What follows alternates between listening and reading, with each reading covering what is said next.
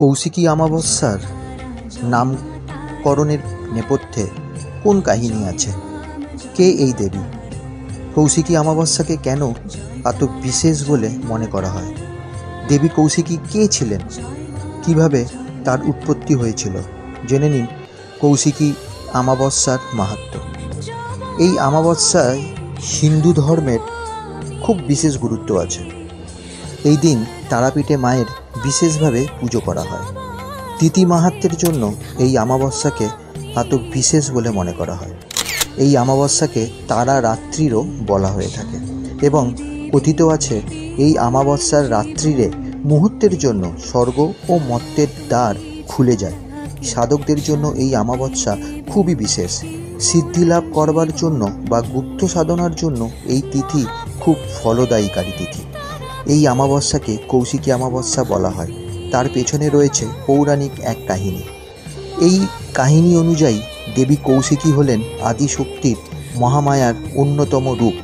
দুই অসুর শুম্ভ ও নিশুম্ভর অত্যাচারে যখন পৃথিবী অত্যাচারিত, যখন সব মানুষেরা অতৃষ্ট, সেই সময় দেবীর আবির্ভাব হয়েছিল দেবী কৌশিকী রূপে।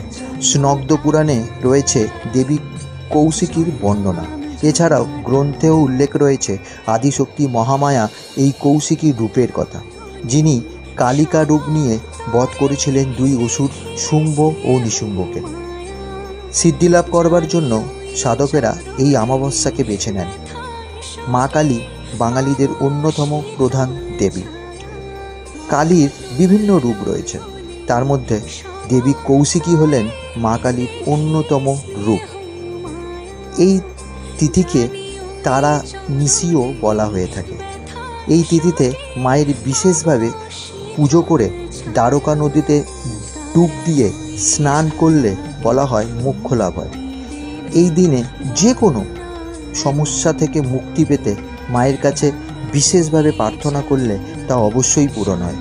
তিথি মাহাত্ম্যের জন্য এই দিনে তারাপীঠ থেকে শুরু করে মায়ের সমস্ত শক্তিপীঠে ভিড় হয়। ভক্তদের ঢল মায়ের মন্দিরগুলোতে দেখা যায়।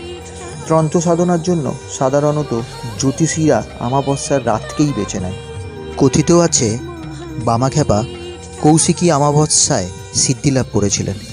কৌশিকী অমাবস্যা অন্য সব অমাবস্যা থেকে একটু আলাদা, কারণ তন্ত্রশাস্ত্র মতে অনেক কঠিন ও গুপ্ত সাধনা এই কৌশিকী অমাবস্যার দিন করা হয়। বৌদ্ধ ও হিন্দু তন্ত্রশাস্ত্রে এই দিনে এক বিশেষ মুহূর্তে অমাবস্যার রাত্রিরে এক বিশেষ সময় স্বর্গ ও নরক দুইয়ের দ্বার মুহূর্তের জন্য উন্মুক্ত হয়ে যায়।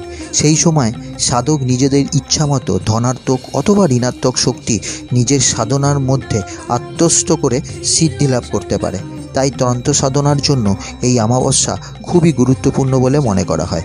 যারা মা কালীর ভক্ত তারা কমেন্টে জয় মা তারা লিখতে ভুলবেন না। জয় মা তারা।